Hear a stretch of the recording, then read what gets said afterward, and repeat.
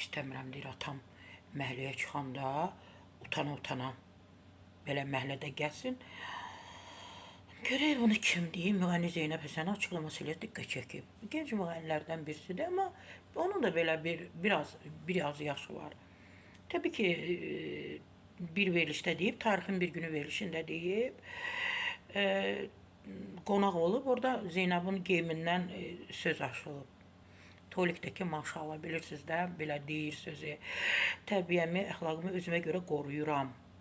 İstəsəm açıq-saçıq geyinə bilərəm, səhnədəyəm, cavan qızam. Nə istəsəm edə bilərəm.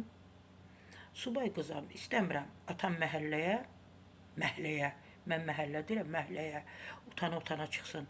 Həyatımı atam üçün yaşayıram. Qardaşlarım var, bir də qardaşlarımın 45 yaşı var deyə Zeynəb bildirib.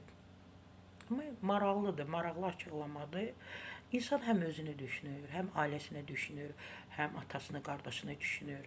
Bu çox yaxşı bir haldır ki, başqalarına nümunə olsun, çıxıb efirdə deməsinlər ki, mən kimdən uşaq dünyaya gətirmişəm, atası filan kəsdir, nə biləm filan kəslə görüşürəm, sevgi həyatı yaşayıram 2 ildir bir evdə.